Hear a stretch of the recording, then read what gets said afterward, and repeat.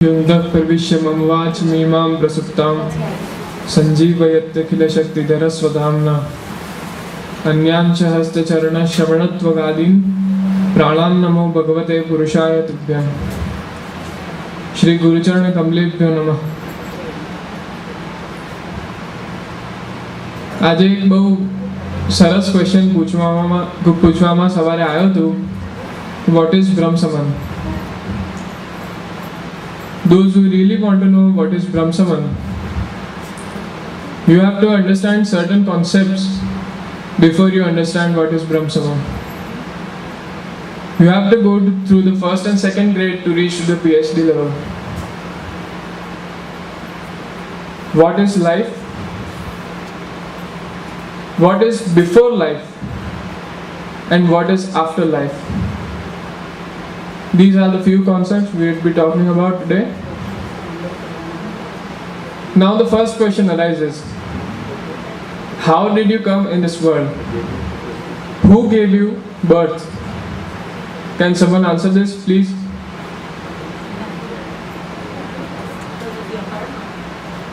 Sorry?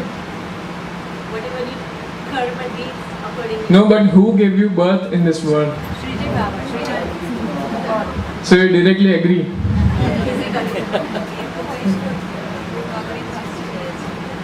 Your mother, right? And who gave birth to your mother? So it goes back to a point. When the first woman gave birth to the first born child on this earth, right? Now who gave birth to that woman? Can you answer me? God.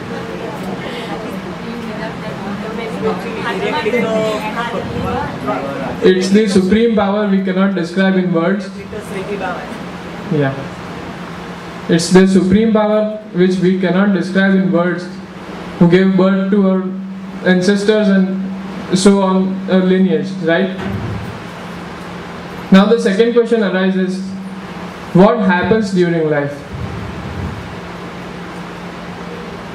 We are so caught up by educational stress, financial stress, family stress, all these kind of things which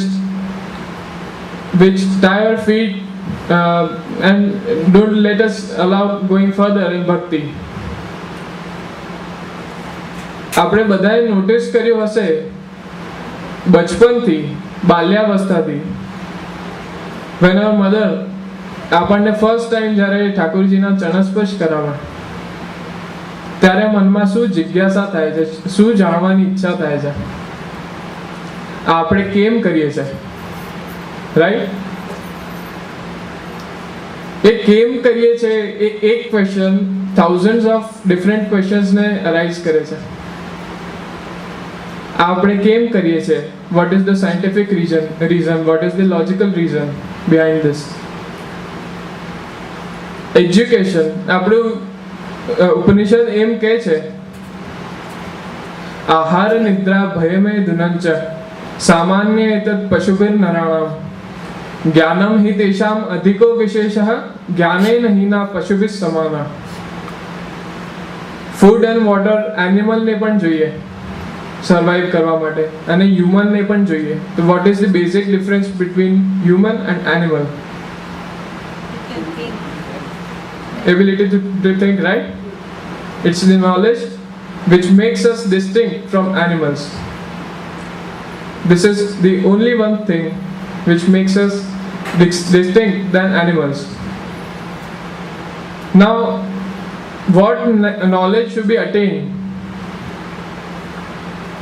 I think knowledge should be attained to a certain limit, because more of knowledge gives rise to ego, to Gaman, to Abhiman, right? So, to perform bhakti, knowledge is required up to a certain limit, a certain level, not more than that. The rest is love, affection, and it's all beautiful. Now, one of the main questions is, what happens when you die? What happens after life? Can someone answer this? What is done by karma, what in these lives? Yeah, but what happens after you die? Either you go to hell or you go to heaven. Only reward. Reward. So, what actually is hell according to you? Is being born into a life in the next one. Yeah, Which is not true. good. That is true. According to me, birth on this earth itself is a hell. As you all may know. Do you agree? If you do bhakti, then No. પણ આપણા જે last જન્મના કર્મ છે based on that બરાબર છે we are રીબોર્ન બરાબર છે અને ભક્તિ ઇઝ ધી ઓનલી થિંગ જે આપણને છુટકારો અપાવે છે આ હેલિશ લાઈફથી તદાકાલ પ્રવાહસ્તા દેહ ચિત્તા દયોપિત કલયુગનો પ્રવાહ જે છે એ સૌથી વધારે પ્રવાહ મને દેખવામાં લાગે છે કે આ માણસની વિચારધારામાં આવ્યું છે એ વિચારધારા ઇટસેલ્ફ ઇઝ અ જેલ એ આપણને બંધ કરીને રાખે છે ડેવલપમેન્ટ દરેક જગ્યાએ થઈ છે ઇન્ફ્રાસ્ટ્રક્ચરમાં ટેકનોલોજીમાં બધી જ જગ્યાએ થઈ છે પણ માણસનું જે મગજ છે જે બ્રેઇન છે એ એના માટે જેલ બની જાય છે બર્થ આપણું થાય લાઈફ આપણે આખી સ્પેન્ડ કરી દઈએ પછી ભગવાનના ઘરે જઈએ અને ત્યાંથી પાછા કર્મના બેઝ ઉપર રીબોર્ન થઈએ તો બેઝિકલી આ સાયકલ નેવર એન્ડિંગ છે પુષ્ટિમાર્ગ શું બતાવે છે બ્રહ્મ સંબંધ બ્રહ્મ એટલે શું સુપ્રીમ પાવર જે બ્રહ્મા વિષ્ણુ મહેશ તો આ બધા જાણો જ છો પણ પુષ્ટિમાર્ગની જે ફિલોસોફી છે ઇટ કોન્સન્ટ્રેટ્સ ઓન પરબ્રહ્મ અનડિવાઇડેડ એનર્જી પ્યોર એનર્જી બરાબર છે એ બ્રહ્મ સાથે સંબંધ કરાવવું જીવને એ રિયલાઇઝ કરાવવું કે શ્રી કૃષ્ણ શરણમ મમ અને કૃષ્ણ તવાસ્મી કૃષ્ણ આ જે શરીર છે આ જે મન છે આ જે મટીરિયલિસ્ટિક ઓર ઇમટીરિયલિસ્ટિક જે પણ વસ્તુઓ છે it's all yours it's given by you આપણી આ બોડી છે એ ભગવાને આપણને રેન્ટ કરી છે ઇટ્સ નોટ અર્સ તો આપણનું આ ફરજ બને છે કે we keep it clean and pure Krishna તવાસ્મીનું આ મિનિંગ થયું હવે એનાથી આગળ શું આવે છે સરેન્ડર થવું એટલે શું આજે બીજું ક્વેશ્ચન હતું એક સવારે શ્રી કૃષ્ણ શરણમ મમ આજે મેં પહેલા પૂર્વમાં પણ કીધું હતું આપણે બધા કહીએ છે તન મન ધન શ્રીજીના ચરણોમાં તનુજા અને વિત્તજા બે જાતની ભક્તિ હોય છે તનુજા એટલે કે આપણે જે તનથી કરી શકીએ એ એટલે કે સેવા પુષ્ટિ માર્ગમાં અને વિત્તજા એટલે કે જેમ તમે ફોર એક્ઝામ્પલ બહાર કઈ મોલમાં ગયા શોપમાં ગયા તમે કોઈ વસ્તુ કોઈ ટોય કોઈ મટીરિયલ જોયું કપડાનું કે જે વખતે આપણે સોચીએ કે ઠાકુરજીના લાયક છે આ અંગીકાર કરાવવા લાયક છે દેટ્સ વિત્તજા ભક્તિ તન પછી મન મન એટલે આપણે મનથી સોચીને ઠાકુરજીને એ વસ્તુ સમર્પિત કરીએ છીએ તો તન તો લાગ્યું જ લાગ્યું સેવામાં મન પણ લાગી ગયું અને ત્રીજું આવે છે ધન જે સૌથી વધારે ઈગોનો કારણ કલયુગમાં બને છે એ ધન છે જ્યારે માણસ આ ત્રણેય વસ્તુને સેવોપયોગી બનાવી દે છે ત્યારે ભક્તિ એની પ્રબળ થાય છે અને એ મોક્ષની તરફ દોડવા લાગે છે મોક્ષ એટલે શું એક બહુ હાયર કોન્સેપ્ટ છે મોક્ષ એટલે શું જન્મો જન્મના બંધનથી છૂટી જાઓ બરાબર રાઈટ જન્મો જન્મના બંધનથી આ વિશેષ સાયકલથી છૂટવું પરબ્રહ્મ જે સુપ્રીમ એનર્જી છે એ એક ફાયરની જેમ છે જેનામાંથી ઉડેલા સ્પાર્ક્સ કે એમ્બર્સ જેને આપણે કહી શકીએ એ જીવ છે એનો એક્ઝિસ્ટન્સ ક્ષણ માત્રનો છે લિમિટેડ ટાઈમ સુધી છે આપણને ખબર નથી કે આપણે કેટલા ટાઈમ જીવવાના છે એટલે આ જીવનને આપણે સાર્થક બનાવવાનું કામ આજથી શરૂ કરવું પડે આપણને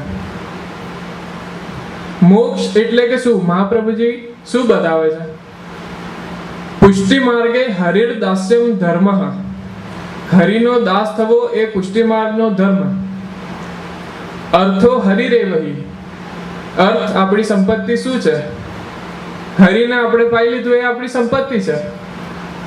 કામો હરેર ધૃદક્ષૈવ, આપણી કામના શું છે? ભગવત પ્રાપ્તિ એ આપણી કામના છે. અને મોક્ષ કૃષ્ણસ્ય ચેદ્રુવમ, જીવન પર્યંત સેવા કરીને મોક્ષ પ્રાપ્ત કરવું અને તદુપરાંત મોક્ષ પછી પણ સેવા કરવી, આ પુષ્ટિ માર્ગની ભક્તિનો એક મોક્ષનો પ્રકાર છે. આ વિલક્ષણ એક માર્ગ એવો મહાપ્રભુજીએ આપણને બતાવ્યું છે.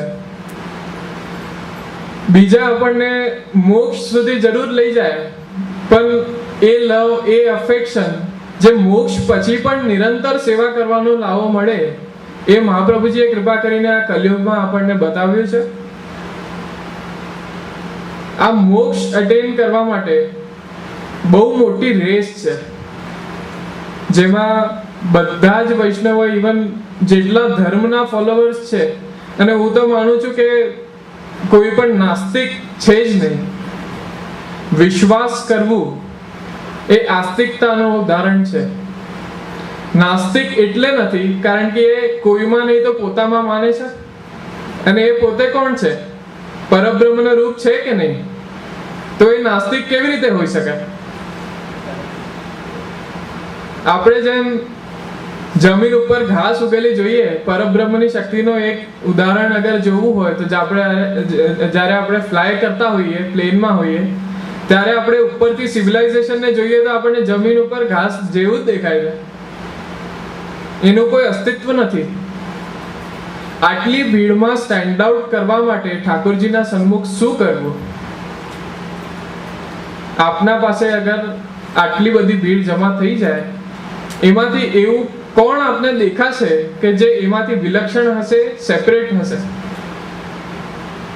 એના માટે એક જ સાધન છે, પ્રેમ, આસક્તિ અને વ્યસનની અવસ્થા ભક્તિ સુધી પહોંચવાની. સૌથી પહેલા આપણે સેવા કરતા થઈએ, જેમ બોધ થવા લાગે, મોટા થવા લાગે આપણે, ત્યારે પ્રેમ થાય ઠાકોરજીથી. અહીં બહુ બધા વૈષ્ણવોથી સાંભળ્યું, મને ઠંડી લાગે છે ત્યારે હું ઠાકોરજીને ગદ્દલ ધરાઈ દઉં છું, મને ભૂખ લાગે છે ત્યારે ઠાકોરજીને ભોગ ધરાઈ દઉં છું. આ પ્રેમ છે. તદુપરાંત આસક્તિ, ડેડિકેશન, એનું જન્મ થાય છે. મેં આજે ભોગ ધર્યું નથી એટલે હું પ્રસાદ નહીં લઉં. ઠાકોરજીને આજે મારા વજનથી શ્રમ પડ્યું, ઠંડી લાગી, તો હું આજે કંઈ ગરમ નહીં પહેરું. I will feel the same thing. આ ડેડિકેશન છે. અને ત્રીજી વસ્તુ એ વ્યસન. જ્યારે આપણે સેવા ના કરીએ તો આપણું દિવસ પૂરું ના થાય, આપણને અધૂરું લાગે. એ પ્રેમ, આસક્તિ અને વ્યસન, વ્યસનની અવસ્થા કૃષ્ણની આવી જાય, આપણું રોમ રોમ કૃષ્ણ કરીને પુકારે છે. આપણને જરૂરત છે તો બસ આંખ બંધ કરીને એ સંગીતને સાંભળવાની. એ આપણે કોઈ કરતા નથી, કારણ કે લૌકિક લાઈફમાં એટલા બધા ડિસ્ટ્રેક્ટ થઈ ગયા છે આપણે. અને અપ્રોચ જે સેવા કરવાની છે એ એટલી ચેન્જ થઈ ગઈ છે કલયુગમાં. હું આટલું કરું છું, હું આટલું બનાવું છું, આ મારાથી થતું નથી, I don't feel it's right. ઠાકોરજીએ મને ચૂઝ કરીને બોલાવ્યું છે, ઠાકોરજી જ કરાવે છે અને ઠાકોરજી જ કરાવશે આગળ. આ અપ્રોચ હોવી બહુ જરૂરી છે. પુષ્ટિ માર્ગ એ હ્યુમિલિટીથી સ્ટાર્ટ થાય છે, અને ઠાકોરજી સુધીના દરવાજા સુધી પહોંચાડવાનું કામ એ ગુરુનું હોય છે. એટલે ગુરુ અને શિષ્ય વચ્ચે પરસ્પર રિસ્પેક્ટનો એક ભાવ, હ્યુમિલિટી હોવી ખરેખર બહુ જ જરૂરી છે. અને ગુરુની વાત નીકળી જ છે એટલે મારા મનમાં એક શેર આવે છે, એવું નાનાની આજ્ઞા હોય તો આપ સૌને સંભળાવી દઉં એક વખત.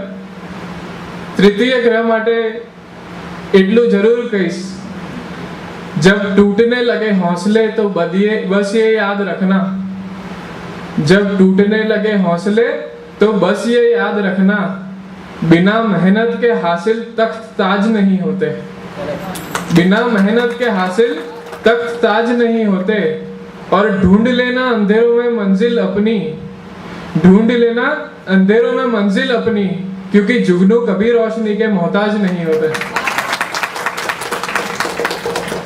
So I hope કે બ્રહ્મ સંબંધનો અર્થ આપ સૌને હૃદયાભિરૂઢ થયું હશે, અને ઇફ નોટ આપ મને હમણાં સુધી કહી શકો છો કઈ કોન્સેપ્ટ અગર રહી ગયું હોય તો?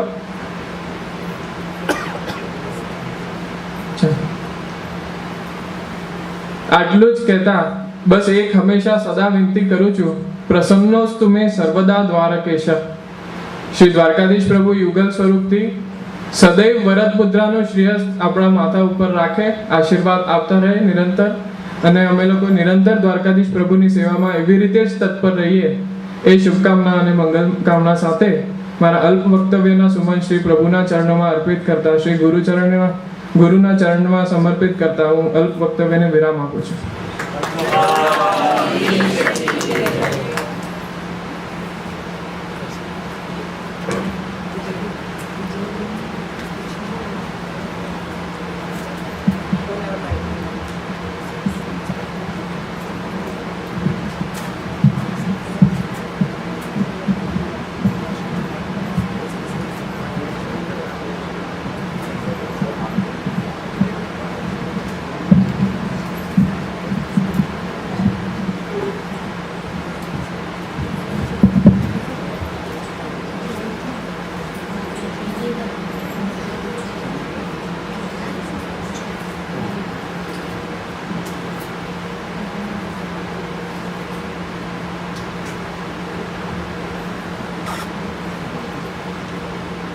श्री द्वारकेश केशव केश विशेष स्तुतैक गुणलेश, श्री शारदेश येश प्रणत सुवेश त्वयि नतिर्मे.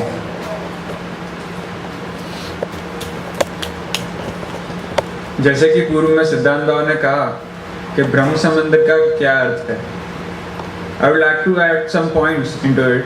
I would like to add a layman's point into it and some more, जिसको हम कहते हैं दृष्टांत, वो मैं और ऐड करना चाहूँगा. कि जैसे कि पूर्व में सिद्धांत बाबा ने बताया कि it's an admission to a school where you get educated, right? So ब्रह्म संबंध क्यों लेते हैं, उसका लेमेंस पॉइंट क्या है, वो मैं आपको समझाऊंगा. हम स्कूल में क्यों जाते हैं? Why do we gain knowledge in school? कोई बताएंगे?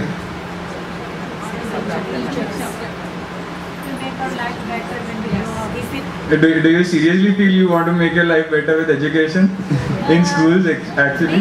Big surprise, because education, you need to have education to do any other things. Exactly. Just to earn a living. Yeah, exactly, that is my point. To earn a living.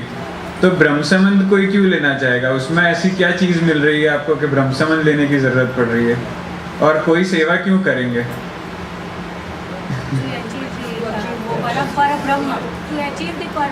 Exactly, I'm coming to that point. ब्रह्म संबंध कोई आप बच्चों को जब सिखाएंगे, जब आपको बच्चे पूछेंगे कि ब्रह्म संबंध क्यों लेना है, तो आप बच्चों को आप ये जवाब देंगे कि परब्रह्म को प्राप्त करने के लिए. उनको पता ही नहीं चलेगा कि परब्रह्म क्या है. आप उनको इस तरह से समझाइए. यहाँ जो यूएस में हम जो देख रहे हैं कि तकलीफ पड़ रही है, वो ये पड़ रही है कि बच्चों को सिखाने के लिए उनके पेरेंट्स के कॉन्सेप्ट्स ही क्लियर नहीं हैं, और अगर क्लियर भी हैं कॉन्सेप्ट्स तो ये प्रॉब्लम आ रही है कि बच्चों को सिखाने का तरीका गलत हो रहा है. The main problem is that. तो ब्रह्म संबंध क्यों लेते हैं, वो एक लेमन पॉइंट ऑफ व्यू से ये है कि जो हमारे पास जन्म के जो डीड्स, जो कर्म जो बोलते हैं, वो हैं जो अच्छे बुरे कर्म हैं. हमारी लाइफ अच्छी होती जाती है क्योंकि वो पुराने जन्म के हमारे कर्म का संचय है, उस वजह से हमारी लाइफ अच्छी है. और खराब जो हमारी लाइफ है वो पुनर्जन्म के खराब कर्म हैं, दुष्कर्म हैं, उसकी वजह से है. जैसे कि पृथ्वी लोक को कहा जाता है शास्त्रों में मृत्यु लोक है. हम मृत्यु लोक पे इसलिए फेंके जाते हैं क्योंकि पिछले जन्म के जो हमारे दुष्कर्म हैं उनका भोग हम यहाँ करेंगे. जैसे सिद्धांत बाबा ने बताया कि हेल इज ऑन अर्थ, उसी तरह से. तो वो परब्रह्म क्या है, पहले मैं ये भी एक एक्सप्लेन करना चाहूँगा कि आप जब यंग हैं, सब स्टूडेंट्स हैं, तब बॉनफायर करते होंगे, या ठंडी लगती है तब बॉनफायर करते होंगे. तो उसमें से जो बॉनफायर में से जो तिनके निकलते हैं वो हम हैं, और जो बॉनफायर है वो परब्रह्म है.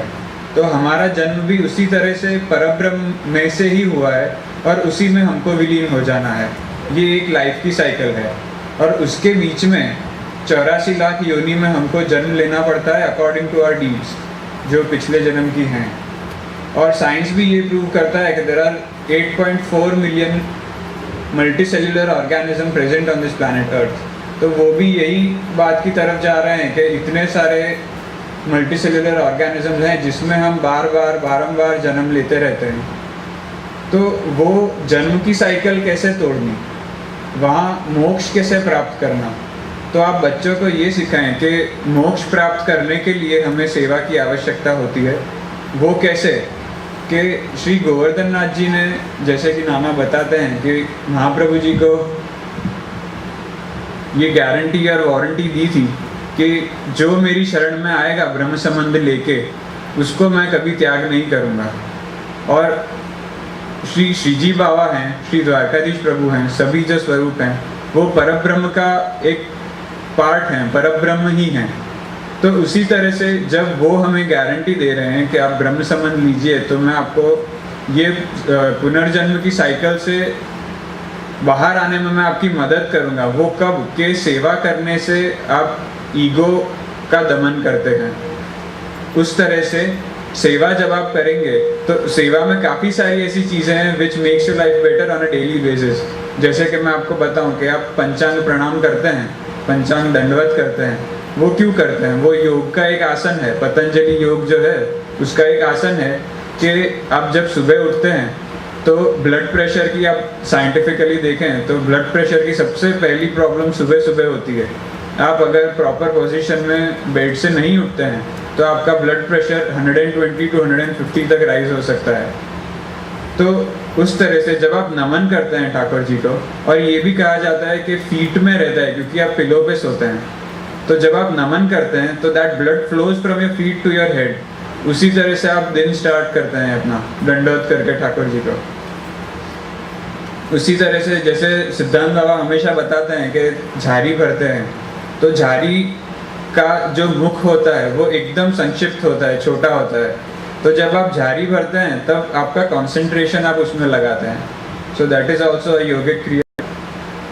पंचामृत कराते हैं। पंचामृत अगर आप बच्चों को, इन्फेंट्स को दें तो उनकी हेल्थ बेटर होती है, क्योंकि जो फैट्स, जो प्रोटीन्स, जो जितने भी माइक्रो न्यूट्रिएंट्स जो हैं वो सब उनको उस पंचामृत में मिलते हैं। घी आ गया, हनी आ गया, हनी एलर्जी से बचाता है, घी में फैट्स होते हैं, ऐसे अलग अलग जो उसके कंपोनेंट्स हैं वो आपको अलग अलग चीज़ों से बचाते हैं। लाइकवाइज सेवा जो भी है वो आपकी लाइफ बेटर बनाने के लिए, that is for betterment of your life. इसीलिए पुष्टि मार्ग को पाथ ऑफ ग्रेस कहा जाता है। So because of that grace you attain मोक्ष। मोक्ष क्या है? अब मैंने जैसे पूर्व में बताया कि आपको 84 लाख योनि में से बाहर निकलने के लिए वही मोक्ष है। तो सेवा करते करते आप उस तरह से ट्रेन हो जाएंगे कि आप कुछ खराब कर ही नहीं पाएंगे। तो वो जब आप खराब नहीं कर रहे हैं तो आपको पुनर्जन्म लेना नहीं पड़ेगा। तो पुनर्जन्म की साइकिल से आप उस तरह से निकलेंगे। एक और चीज सिद्धांत बाबा ने पूर्व में कही कि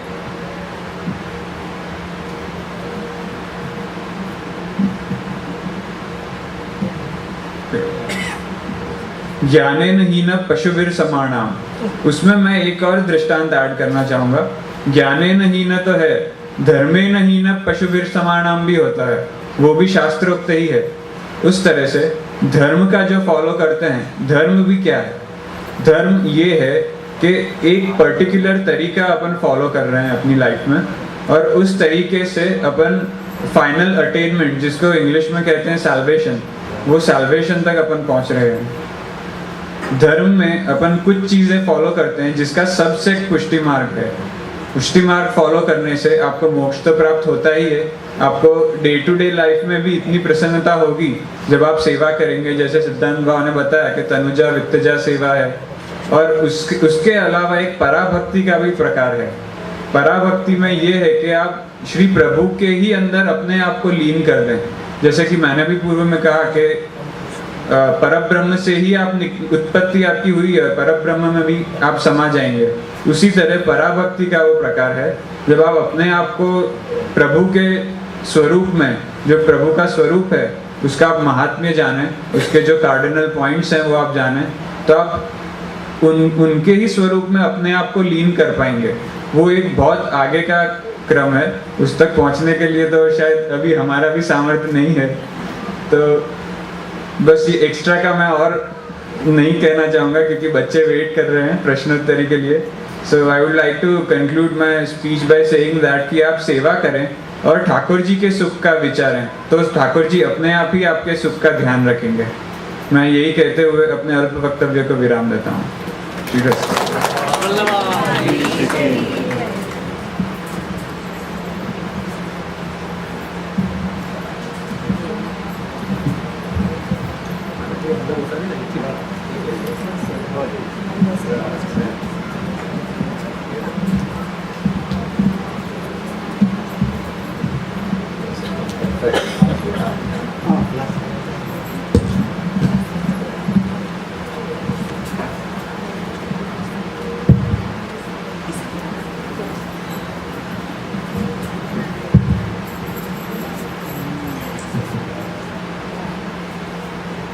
श्रीमता बालकृष्णेन स्वामिनी सहित सदा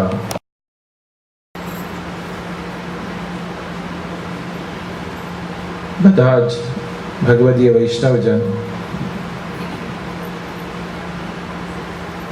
હવે તો તૈયારી કરવાની છે કે હવેલી બંધાવી દઉં શ્રીજી તારા નામની. ખરેખર શ્રી મહાપ્રભુજી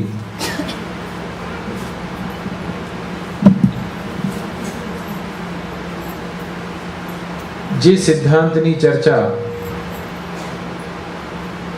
અનેક ગ્રંથોમાં બતાવે છે,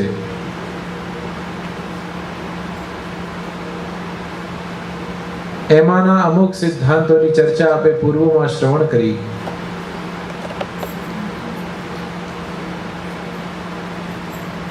વલ્લભની વાણી એ હંમેશા બહુ સૂત્રાત્મક હોય છે.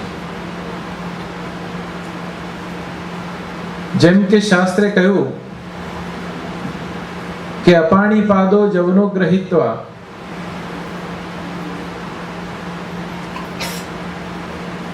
ભગવાનને હાથ પગ નથી. અને બીજું સ્ટેટમેન્ટ આપ્યો જવનો ગ્રહિત્વા, દોડીને પકડે છે. હવે અહીંયા કન્ફ્યુઝન થયું કે એક લીટી આગળની એમ કે છે કે હાથ પગ નથી અને દોડીને પકડવાની વાત બીજી જ પંક્તિમાં આવે. આને મહાપ્રભુજીએ નામ આપ્યું છે વિરુદ્ધ ધર્માશ્રય લીલા. જે વસ્તુ દેખાતી હોય અને જે વસ્તુ પાછળ હોય એ આ જગતની સૌથી મોટી પ્રભુની લીલા છે. મને આજે વિષય આપ્યો છે વિવેક, ધૈર્ય અને આશ્રય પર બોલવા માટે. આ ત્રણેય વિષય એવા છે કે 3 દિવસ એક વિષય ચાલે એટલે આખી ભાગવત સપ્તાહ થાય. પણ નટશેલમાં સમજાવવાનો પ્રયત્ન કરીશ. સૌથી પહેલા પ્રશ્ન આવ્યો ધર્મનો, કે ધર્મ એટલે શું? મેં ગઈકાલે પણ પરમ દિવસે પણ રિચમન્ડની અંદર આ વાત કરી હતી કે ધારય અનેન ઇતિ ધર્મઃ. જેને જીવનમાં ધારણ કરવામાં આવે, જેને જીવનમાં આત્મસાત કરવામાં આવે એનું નામ છે ધર્મ. અને એ ધર્મ કે જે ધર્મની અંદર આપણે આપણા જીવનને સમર્પિત કર્યું હોય. ઘણી વખત ભગવદ્ ગીતાનું જ્યારે વાંચન કરીએ ત્યારે એક વસ્તુ વારંવાર દેખાતી હોય છે કે અર્જુનને અનેક ઉપદેશ આપે અને અર્જુન ઠંડા થઈ જાય. અનેક જ્ઞાન માર્ગ આપ્યો અને ઠંડા થયા, ભક્તિ માર્ગ આપ્યો ઠંડા થયા, કર્મ માર્ગ આપ્યો ઠંડા થયા. તો ભગવાન વિચારે છે કે આ જીવને આટલું બધું જ્ઞાન આપી રહ્યો છું તો પણ આ ધીરે ધીરે કરીને અહંતા મમતા બાજુ કેમ ઢળી રહ્યો છે? ભગવાન કૃષ્ણ પણ એક ક્ષણ માટે વિચારમાં પડી ગયા કે આ અર્જુન ખબર નથી પડી રહી કે આના મનમાં શું ચાલે છે. અને છેલ્લે પ્રભુ સમજી ગયા કે આનો અહંકાર તોડવા માટે આને યુદ્ધ ભૂમિમાં લઈ જવો જ પડશે. અને પ્રભુએ ત્યાંથી રથને હંકાર્યો છે અને સેનાની મધ્યમાં લઈ જઈને ઊભો કર્યો. ત્યારે અર્જુન બધા જ હથિયાર છોડીને હાથ ઉપર કરીને ઊભો થઈ ગયો છે. મામકા પાંડવાશ્ચૈવ કિમ કુર્વતી સંજય. ત્યારે ભગવાનને કહે છે કે તમે મને શું કામ અહીંયા બધાને મારવા માટે લાવ્યા છે? બધા મારા જ છે. તો ભગવાને બહુ જ સુંદર એક જવાબ આપ્યો છે કે આ યુદ્ધ તારો અને પરિવારનો નથી, આ ધર્મ અને અધર્મનો યુદ્ધ છે. અને એ જ ધર્મ આપણે જીવનમાં આત્મસાત કરવાનો છે કે જે ભગવદ્ ગીતામાં ભગવાને બતાવ્યો છે. અને જગતગુરુ શ્રીમદ વલ્લભાચાર્યજીએ ષોડશ ગ્રંથની અંદર જે ધર્મ બતાવ્યો એ જ ધર્મ આપણે આત્મસાત કરવાનો છે. બીજા અર્થમાં કહીએ તો એ સિવાયના બીજા ધર્મ, ધર્મથી તાત્પર્ય છે દેહ ધર્મ અને આત્મ ધર્મ, એ સિવાયના આપણા દેહના ધર્મ છે એ તમામ અધર્મ છે. હવે તમે કહેશો કે દેહના ધર્મ અધર્મ કેવી રીતે હોઈ શકે? દેહ વગર તો ધર્મ શક્ય જ નથી. અહીંયા જ મહાપ્રભુજી કહી રહ્યા છે, જેમ સિદ્ધાંત બાબાએ પૂર્વમાં કહ્યું કે તન મન ધન એ બધું આપણે પ્રભુના ચરણોમાં સમર્પિત કરીએ અને પ્રભુ એનું દર્શન કરીને, પ્રભુ એનું સુગંધ લઈને આપણને પાછું આપે છે. એ આ પુષ્ટિ માર્ગની વિશેષતા છે. મને ઘણી વખત થાય કે આપણે વધારે ભોગ ઠાકોરજીને ધર્યો અને જો ઠાકોરજી ખાવાનું ચાલુ કરી દે, અરોગવાનું ચાલુ કરી દે તો આપણે ધીરે ધીરે એને ઘટાડી દઈએ. જેમ દૂધઘર તો બહુ ઘટી ગયું છે, ગળ્યું તો ઘટી જ ગયું છે. પણ જો પ્રભુ અંગીકાર કરવાનો, અરોગવાનો પ્રારંભ કરે તો કદાચ આપણી વિચારધારા બદલાઈ પણ શકે. પ્રભુ સમજે છે કે મને શું આ દુનિયાના વ્યક્તિ આપવાના છે, શું મારી પાસે નથી કે હું એમના પાસે અરોગવા માટે જઉં. પ્રભુ એકમાત્ર આપણા પર કૃપા કરવા માટે આપણી પાસે પધારે છે.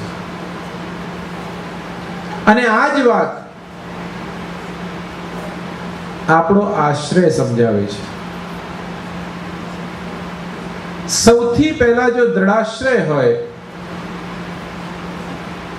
તો વ્યક્તિ વિવેક અને ધૈર્ય સુધી પહોંચી શકે.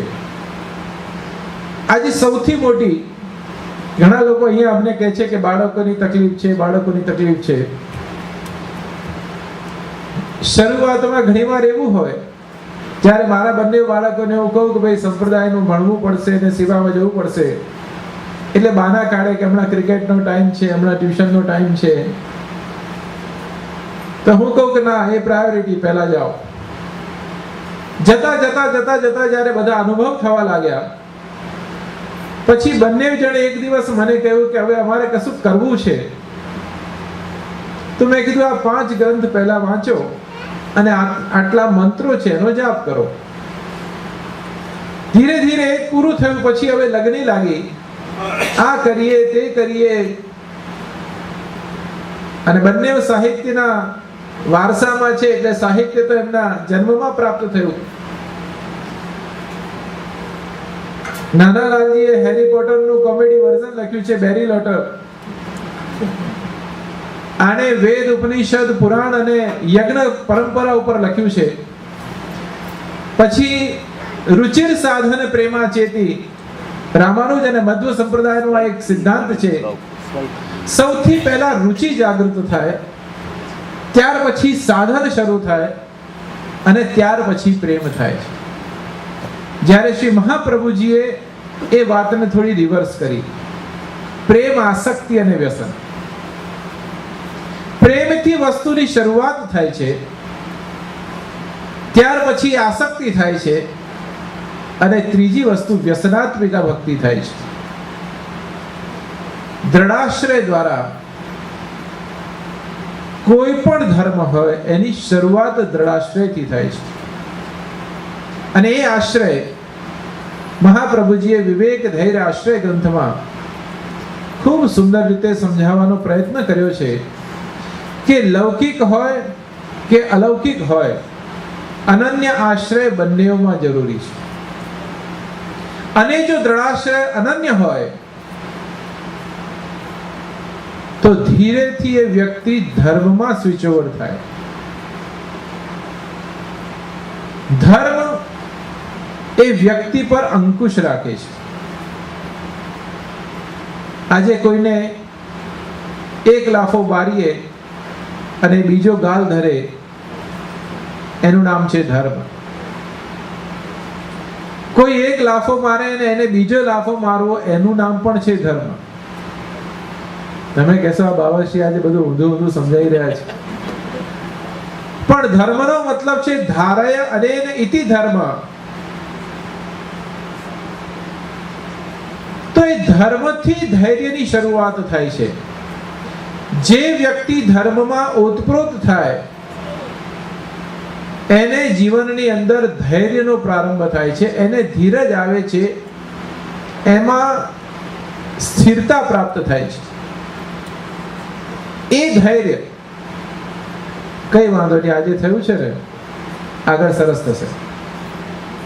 એ મુશ્કેલીનો સમય એ ધૈર્યને કારણે ધીમે ધીમે આગળ પસાર થતો જાય છે. અને ત્રીજી વાત છે વિવેક. મહાપ્રભુજીએ વિવેક, ધૈર્ય અને આશ્રય સમજાવ્યો. આપણે આશ્રય ધર્મ અને વિવેક પર આવીએ. એ વિવેક પણ બધી જગ્યાએ જરૂરી છે, લૌકિક હોય કે અલૌકિક હોય. આ શબ્દ અહીંયા બોલવા કે ન બોલવા એ પણ વિવેક છે. કઈક વાત કરવી કે ન કરવી એ પણ વિવેક છે. અને એનાથી આગળ વધીએ. ના ના, ઠાકોરજી પાસે ઠંડુ જલ હમણાં નહીં ધરાયો, બહુ ઠંડી છે, એ પણ વિવેક છે. હમણાં ઉષ્ણકાળ ચાલી રહ્યો છે અહીંના પ્રમાણે, તો ઠાકોરજીને સિગડી ના ધરાય હો, ગરમી લાગે ઠાકોરજીને, વિવેક. સખડી ભોગ બહુ જ પાસે ધરી દીધો હોય તો કહીએ કે ના ભાઈ થોડું દૂર રાખો, ઠાકોરજી અરોગતા અરોગતા કદાચ વાડકી હાથમાંથી છટકી જશે તો સિંહાસન બગડશે. વિવેક. વિવેકમાં અનેક પ્રકાર છે, અનેકો પ્રકારના વિવેક છે. એમાંનું સામાન્ય વિવેક એ આપણા લૌકિકમાં પણ કામ આવે અને અલૌકિકમાં પણ કામ આવે છે. ઘણીવાર વ્યક્તિ વિવેકપૂર્વક ઘણું બધું સમજાવવા માંગતો હોય, પણ એનું ધૈર્ય હોય એ ધીરે ધીરે ખૂટતું જાય. અમને ઘણા વ્યક્તિ મળે. હમણાં જ વર્લ્ડ પાર્લામેન્ટમાં ગયા વર્ષે હું વર્લ્ડ પાર્લામેન્ટ ઓફ રિલિજનમાં આવ્યો, તો અમેરિકા ઇન્ડિયાથી એક ભાઈ, એક સંત મારી સાથે હતા. એ મને કાયમ કે શિવજી બધાથી મોટા. તો મેં કીધું મને વાંધો જ નથી. તો કે ના, તમે સ્વીકારતા કેમ નથી શિવજીને? મેં કીધું કોણે તમને કહ્યું કે હું સ્વીકારતો નથી? હું શિવજીને સ્વીકારું છું. ઇન્ડિયાથી બેઠા અને અમેરિકા અમે ન્યુયોર્ક ઉતર્યા, ત્યાં સુધી એને મારું માઇન્ડ વોશ કર્યું છે કે શિવજી સૌથી મોટા. અને મેં એક જ વાત કરી કે હા ભાઈ, તમારી વાત બિલકુલ સાચી. છેલ્લે ઉતરીને હિંમત હારીને અમે એરપોર્ટ પર જ્યારે સામે બેગેજ લઈ રહ્યા હતા ત્યારે મને કહે છે કે તમે હા હા બધી વખત કરી, પણ તમે તમારી એક પણ વાત મને કરી નથી. મેં કીધું આ જ બતાડે છે કે બધા જ બધાથી મોટા છે. તો ઘણી વખત વિવેકનો ઉપયોગ કરવો પડે. હવે હું એમ કહું કે ના મારા કૃષ્ણ મોટા, એટલે ત્યાં ક્લેશિશ ઊભા થાય અને આખા પ્લેનમાં અમારે ઘર્ષણ થાય કે મારે શિવજી માટે બોલવું પડે ને કૃષ્ણ માટે બોલે. એટલે દિવસે જેમ જેમ કલાકો પસાર થાય એમ એગ્રેસિવનેસ વધતી જાય. અને ધૈર્ય મારું પણ ખૂટવા લાગે, એના કરતા એ સમયને થોડો પસાર કરી લીધો. ધૈર્ય અને આશ્રય એની મેતે મજબૂત થઈ જાય છે. વિવેક બહુ જ મહત્વનો મુદ્દો છે આ ત્રણેયમાં, કે જેના કારણે સમગ્ર જીવન આપણે ધર્મ તરફ પણ લઈ જઈ શકીએ અને આપણા કર્મ તરફ પણ લઈ જઈ શકીએ. વિવેક જે છે એ પરમાત્માએ બતાવેલો એક વિશેષ સાધન છે.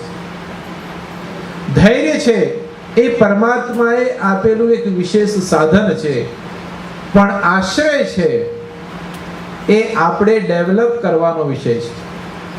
બે વસ્તુ પ્રભુ તરફથી મળી છે અને એક વસ્તુને આપણે સ્વયં તૈયાર કરવાની છે અને એનું નામ છે આશ્રય.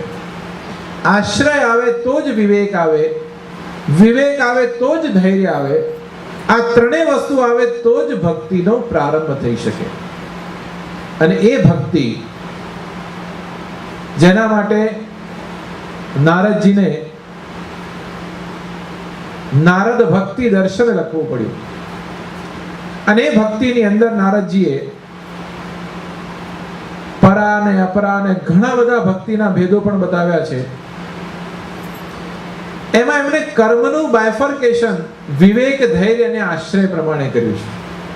નારદજીએ નારદ ભક્તિ દર્શનની અંદર વિવેક, ધૈર્ય અને આશ્રયનું બાયફર્કેશન ખૂબ સુંદર રીતે સમજાવ્યું છે. એમણે એમાં લખ્યું છે,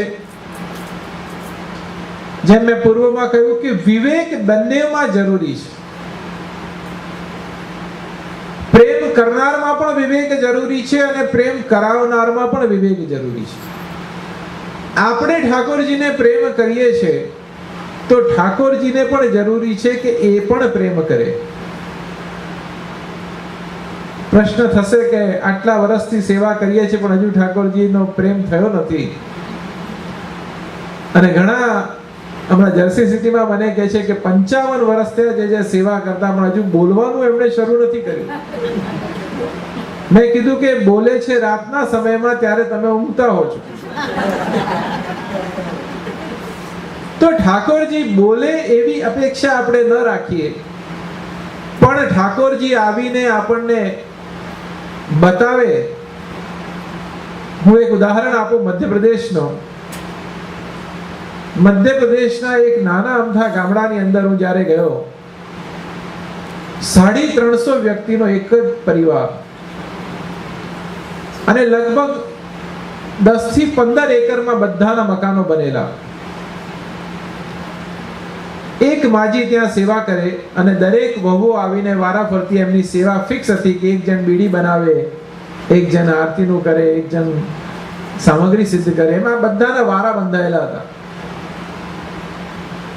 અચાનક એ ગામમાં જ્યારે હું ગયો તો એ બહેને મને કહ્યું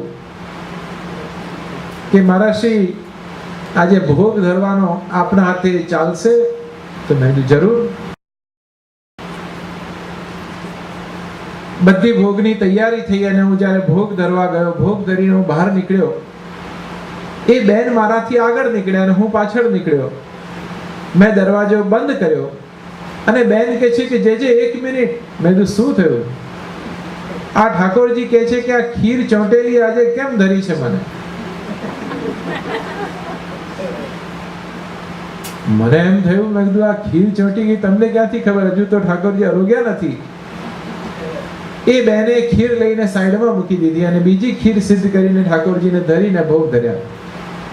પણ મારા મનમાં એવું રહ્યું કે આ ખીર ચાખવી તો જોઈએ કે ખરેખર ચોંટી છે કે નથી ચોંટી. તમને આશ્ચર્યની વાત કહું, એ ખીર ચોંટી ગઈ હતી.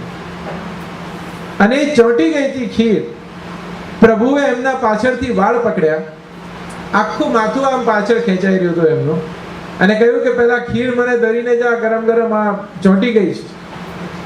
ઠાકોરજી જતાવી રહ્યા છે, એ જ મહાપ્રભુજી કહે છે કે તમારા પર વિશેષ કૃપા છે. એમનાથી એવી અપેક્ષા ન રાખવી જોઈએ, કારણ કે આપણી ભક્તિ અને બ્રજભક્તોની ભક્તિમાં જમીન આસમાનનો ફરક છે. એ 24 કલાક પ્રભુમય રહેતા હતા, આપણે 10 મિનિટ પ્રભુમય રહીએ છીએ. એ 24 કલાક પ્રભુ સાથે રહેતા હતા, આપણે 5 મિનિટ, 10 મિનિટ, 15 મિનિટ માત્ર પાસે રહીએ છીએ. એટલે એવી અપેક્ષા ન રખાય કે જેવી રીતે બ્રજમાં ઠાકોરજી લીલા કરતા કે બોલતા એવી રીતે આપણી સાથે બોલે. અને મને તો સુરદાસજીનું એ પદ બહુ જ પસંદ છે કે મેરી હથેલી ચાટ. કેવો અદ્ભુત પ્રસંગ હશે કે બધા જ ગ્વાલ બાલ ત્યાં છે અને એક ગ્વાલ બાલ બાકી રહી જાય છે અને માખણ મિશ્રી ખૂટી જઈ રહ્યા છે. એને કહ્યું કે મારું ભાગ ક્યાં છે? તો એ પોતે પોતાનો હાથ ધરે છે કે હવે મારા હાથમાં છે, તું ચાટી લે. કેવો અદ્ભુત પ્રસંગ હશે. એવી ભાવના જ્યારે આપણી જાગૃત થાય, એવો ભાવ આપણો જાગૃત થાય તો પ્રભુ આપણી સાથે વાત પણ કરી શકે અને એ આપણા સ્વ વિવેકથી વાત કરી શકે. ઘણા લોકો એવા પણ હોય છે, અરે યાર પ્રભુ તું સમજતો જ નથી, અમને કામ કરવા દેતો નથી, એ લેંગ્વેજમાં વાત કરે. ચોક્કસ કરી શકાય, એમાં કોઈ જ વાંધો નથી. સખ્યમ આત્મનિવેદનમ, સખ્ય ભક્તિનો એક પ્રકાર છે. પણ સખા બનવા માટે એક દિવસમાં સખા ન થવાય. જીવન એને સમર્પિત કરવું પડે, જીવન એને સોંપી દેવું પડે, ત્યારે એ સખા ભાવ જાગૃત થાય. એ સખા ભાવ જ્યારે જાગૃત થયો હોય તો સખાના બધા જ લેવલોને આપણે પાર કરી શકીએ. મહાપ્રભુજીનો તો એક અદ્ભુત સિદ્ધાંત છે. મહાપ્રભુજીનો એક અદ્ભુત સિદ્ધાંત છે. હું કાયમ પ્રવચનમાં કહું છું અને ગયા વખતે પણ અહીંયા પ્રવચનમાં મેં આ વાત ખાસ રૂપે કરી હતી કે હાર્મોનિયમની પટ્ટીની અંદર 7 સાજ હોય છે. 7 સુરથી એક 8મો સુર વધતો નથી, માત્ર ને માત્ર 7 જ સુર હોય છે. પણ પરાગભાઈને આપણે પૂછીએ કે બેસેલા બધાના સુર એમાંથી નીકળી શકે, અને એનું કારણ એ 7 સુરમાં જ આપણું ગળું ક્યાંક ફિટ થયેલું છે. એમ આ નવધા ભક્તિમાં જ ક્યાંક આપણે સેટ થયેલા છે. હવે આપણે કરી રહ્યા છે શરણાગતિની ભક્તિ, અને તમારો સંબંધ એમની સાથે પતિ ભક્તિનો છે. આપણે કરી રહ્યા છે શરણાગતિની ભક્તિ અને તમારો કોઈનો સંબંધ સખ્ય ભક્તિ સાથે છે. તમારે ડિસાઈડ કરવાનું કે મારે કઈ ભક્તિ કરવાની છે. બહુ જ સામાન્ય મહાપ્રભુજીનો સિદ્ધાંત છે કે તમે નક્કી કરો કે તમારે કઈ ભક્તિ કરવી છે અને બાલ ભાવને બેઝ રાખીને એ ભક્તિનો પ્રારંભ કરો. અને વિવેક, ધૈર્ય અને આશ્રય, આ 3 વસ્તુ હંમેશા હંમેશા સ્મૃતિ પટલ પર રાખીને કરો તો પ્રભુની કૃપા થયા વગર રહી શકતી નથી. અમારા આચાર્ય પરંપરામાં પણ ઘણા બધા આચાર્યો આજે પણ એવા છે કે પ્રભુ એમની સાથે વાર્તાલાપ કરે છે. આજના યુવાનને કદાચ કહીએ તો એ વાત માનવા તૈયાર નથી, પણ જ્યારે પ્રમાણ મળે તો આપણને ખબર પડે. ઉદાહરણ રૂપમાં એક વલ્લભકુલના બાળક બ્રજમાં જઈ રહ્યા હતા, તો ટ્રેનમાં અમે સાથે, તો ટીટી જ્યારે આવ્યો તો એમની પાસે ટિકિટ નહીં. તો મેં કીધું અરે આપ આવી રીતે ટિકિટ વગર પધાર્યા છે? તો કે શું કરું, ગઈકાલે ઠાકોરજીએ કીધું છે કે કાલે ને કાલે પહોંચ, કઈક તકલીફ છે. એ આચાર્યશ્રી ટીટીને મેં સમજાવ્યો, બધી વાતચીત કરીને એમને ઠેઠ સુધી હું લઈ ગયો, બ્રજ સુધી. એ જ્યારે એમની ઘરે ગયા અને ઘરે પહોંચ્યા અને 20 મિનિટની અંદર એમના વહુજી ત્યાં જ બિરાજતા હતા, એ લીલા પધાર્યા. તો ઠાકોરજીએ એમને જતાવ્યું કે મારે કામ છે, તું જલ્દી આવ, અને એમનું લૌકિક સિદ્ધ કર્યું. તો ઘણી વખત કહેવાનું તાત્પર્ય છે કે વિવેક, ધૈર્ય અને આશ્રય એ ભક્તિના પથ ઉપર પણ સર્વોચ્ચ પદ સુધી લઈ જવા માટે એ ભક્તને,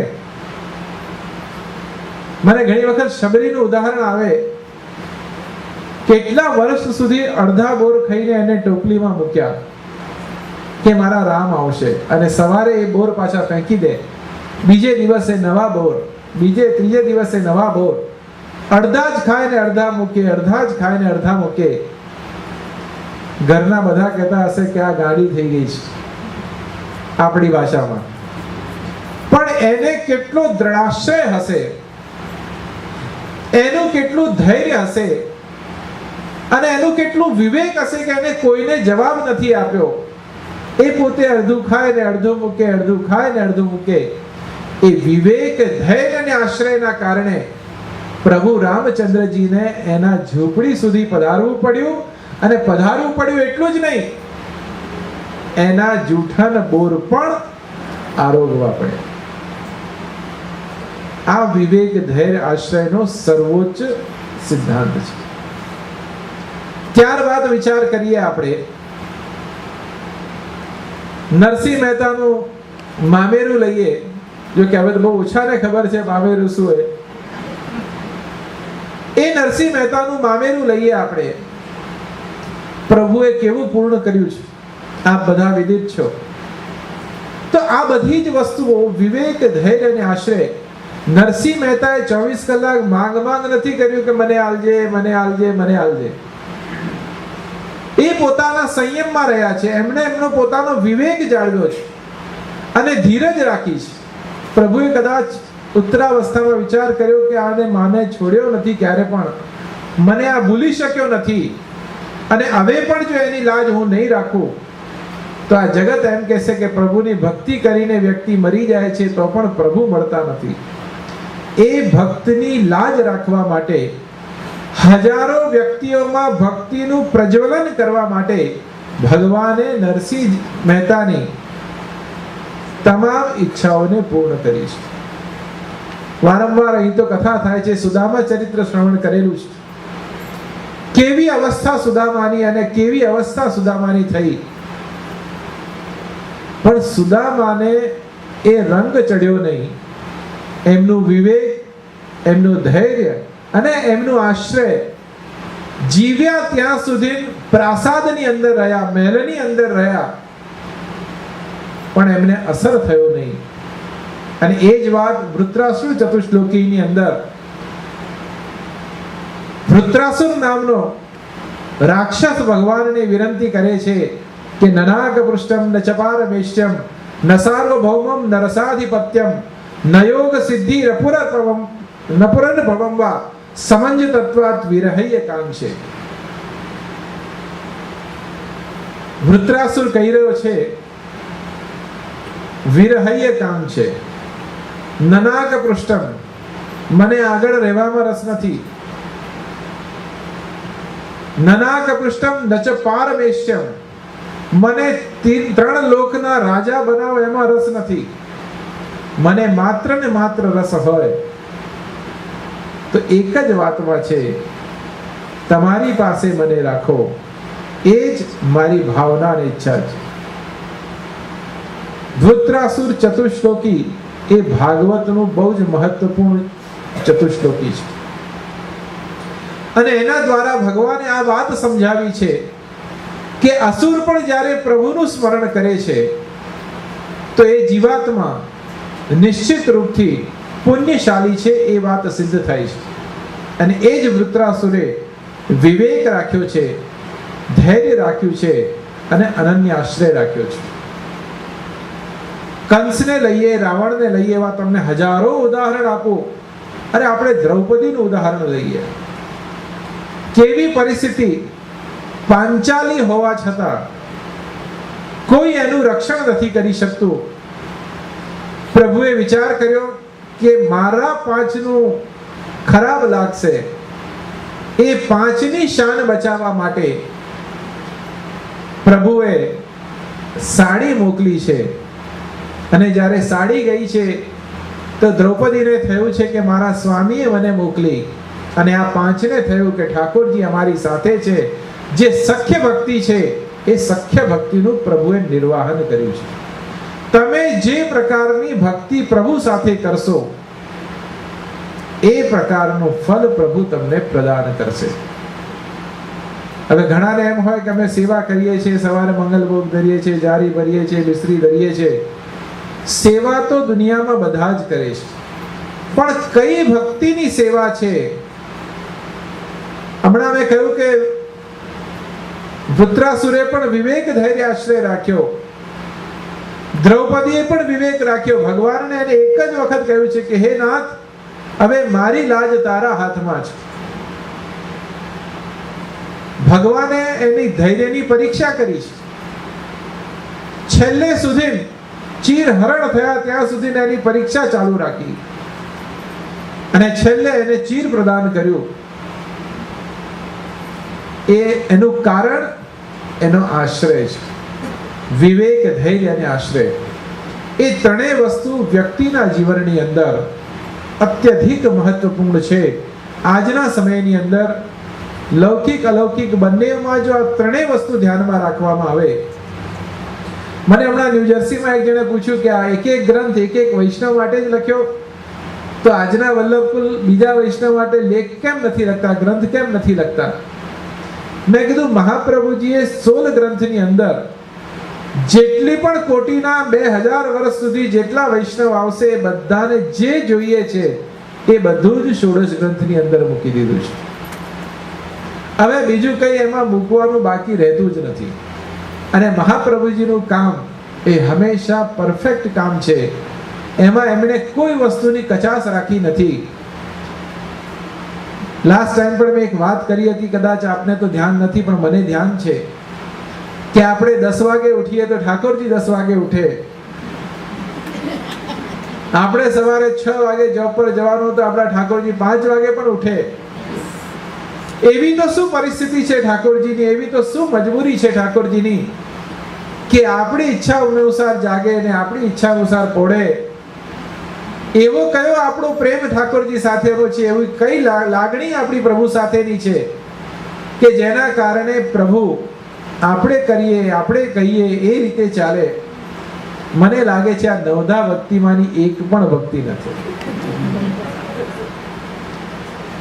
ફરી બોલું છું કે 9 ભક્તિમાંની એક પણ ભક્તિ નથી, પણ મહાપ્રભુજીએ 10મી ભક્તિ આપી છે, પ્રેમ લક્ષણા ભક્તિ.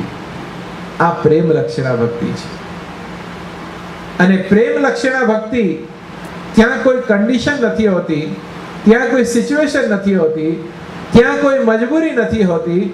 ત્યાં આપણી ઈચ્છા પ્રમાણે આપણે એની સાથે અનકન્ડિશનલ પ્રેમ કરવો, એ જ એકમાત્ર મહાપ્રભુજીનો આ પ્રેમ લક્ષણા ભક્તિમાં સિદ્ધાંત બતાવ્યો. પણ એ ભક્તિ પણ આ ત્રણેય વસ્તુના આધારે પ્રારંભ થાય. સૌથી પહેલા આશ્રય જરૂરી છે. નવરાત્રિના 2 દિવસ પહેલા એક બહેન આવ્યા મારી પાસે કે મારે ઘરે ઠાકોરજી બિરાજે છે, નવરાત્રિમાં વિશેષ ભોગ ધરું કે માતાજીનું માટલું મૂકો? તો મેં કીધું એક બહુ સરસ રસ્તો છે ત્રીજો મારી પાસે, કે યમુનાજીને એક ખુરશી પર પધરાવો અને આજુબાજુ તમે રોજ 4 ગરબા કરો. હવે બેન વાતને સાચી માની ગયા અને એમણે એક ક્રમ શરૂ કરી દીધો. ઠાકોરજીને ભોગ પણ ધરે જે નવરાત્રિમાં આવે, અને એમણે 4 ગરબા પણ યમુનાજી પધરાવીને ચાલુ કર્યા. ધીરે ધીરે ધીરે ધીરે કરતા કરતા ઠાકોરજી પર એમની આસક્તિ થોડીક ઓછી થઈ અને યમુનાજીમાં આસક્તિ ચોંટવા લાગી. 1-2 વર્ષ 3 વર્ષ પછી હું એમની ઘરે ગયો તો મને એમને પૂછ્યું કે આપે બતાવ્યો એક ક્રમ ચાલુ છે અને પરમ દિવસથી નવરાત્રી છે તો હું કરવાની છું. મેં કીધું કે આ વખતે મને એમ લાગે છે કંઈક ચેન્જ આવશે. અને એ જ દિવસે ગાડીમાં એમનો એક્સિડન્ટ થયો અને નવરાત્રી ત્યાં ને ત્યાં રહી ગઈ. હવે એ જે ટાઈમ એમનો એક્સિડન્ટમાં આરામનો હતો, એ સમયમાં સતત યમનાષ્ટક અને 41 પદ વારંવાર કરવાથી એમને એવો અનુભવ થયો કે મને હિલિંગ બહુ જલ્દી થઈ ગયો. અને કારણ મળ્યું તો કાર્ય સિદ્ધ થયું. કારણ યમુનાજી થયા અને કાર્ય એમનું શરીર થયું. તો કાર અને કાર્ય બંને જ્યારે ભેગા થયા, એમને 24 કલાક યમનાષ્ટકના પાઠનો નિયમ લઈ લીધો. બહુ જ ઓછું ઘરમાં બોલવાનું, કામ પૂરતી વાત કરવાની, ખપ પૂરતી વાત કરવાની. 24 કલાક યમનાષ્ટકના પાઠ કરે છે. અને આજે એમની પરિસ્થિતિ એવી છે, લગભગ 500 યમનાષ્ટકના પાઠ પર ડે એ કરતા થઈ ગયા છે. આશ્રય, પાછી મૂળ વાત પર આવીએ કે આશ્રય, એમનો આશ્રય દ્રઢ થતો ગયો. યમુનાજીએ નાનો અમથો એક અનુભવ કરાવ્યો. એ અનુભવથી એમનું જીવન પરિવર્તન થયું, દ્રઢાશ્રય થયો અને ધર્મની શરૂઆત થઈ, ધૈર્યની શરૂઆત થઈ અને વિવેકની શરૂઆત થઈ. તો ઘણી વખત પ્રભુ અનુભવ દ્વારા પણ આપણને આ બધી વસ્તુ પ્રદાન કરે છે. સુખધામની અંદર વડોદરામાં એક બાળક આવે, એની મમ્મીની સાથે આવે અને 10મામાં થોડું મેન્ટલી પ્રોબ્લેમેટિક હતું. 10thની એક્ઝામ આવી. જેટલા પણ આવે એ બધા એને કહે કે હવે તો 100% માર્ક આવવાના તારા. તો એ એક જવાબ આપે કે ના, 90% આવશે. જુઓ એની મનની ભાવના જુઓ અને ઠાકોરજીની કૃપા જુઓ. એ એક જ વાત કે ના, 90% આવશે. હવે મેન્ટલી એ થોડું રિટાયર છે. ધીરે ધીરે ધીરે ધીરે કરતા કરતા એક્ઝામ જેમ પાસે આવી, એને એના મમ્મીને મોકલ્યા કે એક વખત દ્વારકાધીશને કહીએ કે મેં બહુ જ જણને કમિટમેન્ટ કર્યું છે, જો 90 થી ઓછા આવશે તો મને મુશ્કેલી થઈ જશે. એની મમ્મી વિચારી એકદમ હોંશે હોંશે દોડતી દોડતી ગઈ સુખધામમાં અને એને દ્વારકાધીશને વિનંતી કરી કે કૃપાનાથ, આ તમારો ભક્ત છે અને એને બધાને બહુ જ જણને વચન આપ્યા છે 90% ના, તો જરા જોઈ લેજો. જુઓ એનો વિવેક જુઓ. એને એમ નથી કીધું કે એને પાસ કરજો, જરા એને જોઈ લેજો. અને આશ્ચર્યની વાત, 91% એના બોર્ડમાં આવ્યા. આનું નામ છે વિવેક, ધૈર્ય અને આશ્રય. એ દીકરામાં એક જ વસ્તુ હતું, દ્રઢાશ્રય. ઠાકોરજી કરશે જ એટલે એને વિનંતી કરવા મોકલ્યા અને એના મમ્મીએ વિવેકનો ઉપયોગ કર્યો. જરાક જોઈ લેજો. ઠાકોરજીએ જરા નહીં, એનું પૂરેપૂરું જોઈ લીધું. તમને આશ્ચર્ય થશે, 91% આવ્યા અને અત્યારે કોઈ મેડિસિન એ છોકરો લેતો નથી અને મેન્ટલી એકદમ ફર્સ્ટ ક્લાસ થઈ ગયો છે. વિવેક, ધૈર્ય અને આશ્રય. જીવનમાં ઘણી વખત આશ્રય જે છે એ બહુ મહત્વનો છે, પણ આશ્રયની અંદર એક મુશ્કેલી પણ છે. જ્યારે જેનો આશ્રય પ્રભુ દ્રઢ કરે, એને બરોબર વલોણાની જેમ વલોવે, પહેલા એની બધી જ પરીક્ષા કરે, કોઈ એંગલ બાકી ના રાખે, અને એ વલોણામાં જ્યારે માખણ બનીને ઉપર આવે ત્યારે પ્રભુ એને અંગીકાર કરે છે, ત્યારે એનું ગ્રહણ કરે છે. તો સમગ્ર જીવન વ્યક્તિ બધું જ કરતો હોય, પણ જ્યારે પ્રભુની પરીક્ષામાંથી એ પાસ થાય તો સમજવું જોઈએ કે વ્યક્તિનું જીવન ધન્ય ધન્ય થઈ ગયું. અને એ વિવેક, ધૈર્ય અને આશ્રય આ ત્રણના આધારિત છે. આજે વ્યક્તિના જીવનની અંદર ઘણી બધી સમસ્યાઓ ઉત્પન્ન થતી હોય, એ તમામ સમસ્યાઓનું સમાધાન આ ત્રણ શબ્દમાં છે. મહાપ્રભુજી એમ કહે છે, વિવેક, ધૈર્ય અને આશ્રય. કોઈ મને પૂછે કે નવરત્ન ગ્રંથથી બધું જ કામ પૂર્ણ થાય ને આપણને કોઈ આધિ વ્યાધિ ઉપાધિ ન મળે, એવું ખરું? મને લાગે છે કે હા. એની આસ્થા અને ભાવના એવી છે કે આધિ વ્યાધિ ઉપાધિ એ નવરત્નથી પૂર્ણ થશે. તો મને મારા ઠાકોરજી પર વિશ્વાસ છે કે એ વ્યક્તિની, એ ભક્તની, એ વૈષ્ણવની તમામ ભાવનાઓ પૂર્ણ કરશે પ્રભુ. એને માત્ર વિવેક અને આશ્રય રાખવાનો છે. ધર્મ એની સાથે આપશે અને ધૈર્ય એની સાથે આવશે. આજના બાળકોની ચર્ચા પણ પૂર્વમાં થઈ અને ઘણા બધા કરતા જ હોય છે.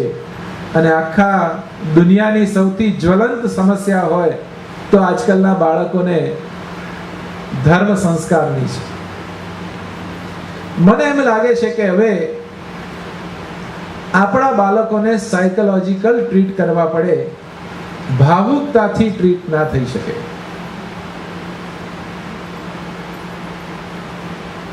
આ બહેનને એમની માતાએ જે રીતે ઉછેર્યા હશે, હવે આ બહેન એમ વિચારે કે મારા દીકરાને હું એ જ રીતે ઉછેરું, જીવનમાં ક્યારે પણ સક્સેસ નહીં મળે.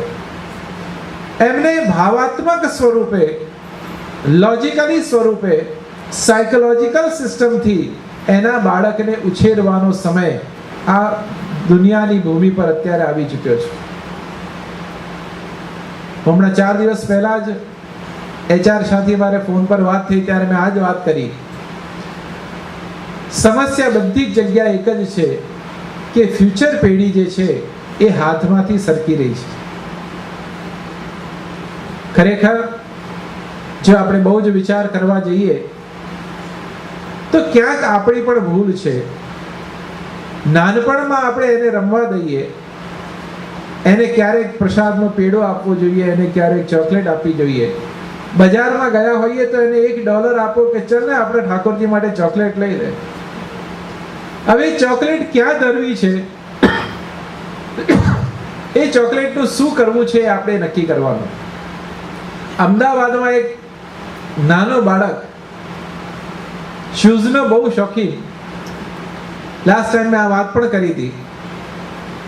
એ શૂઝ લઈને આવ્યો, મમ્મીને કહે છે કે હવે આ પ્રસાદી કરવાનો છે, તો એ મમ્મી અટવાઈ ગયા કે હવે શું કહેવું. એટલે મમ્મીએ મને ફોન કર્યો કે જે આપે એને કીધું છે એ તો પાકો થઈ ગયો છે ને નિયમ પાડી લીધું છે કે જે કંઈ કરવું એ ઠાકોરજીને અર્પણ કરીને કરવું. તો કે હવે આ શૂઝ લાવ્યો છે નાઇકીના, હવે આ શૂઝને મારે શું કરવું? મેં કીધું કશું જ નહીં, અંગીકાર કરાવો ઠાકોરજીને. તો કે કેવી રીતે?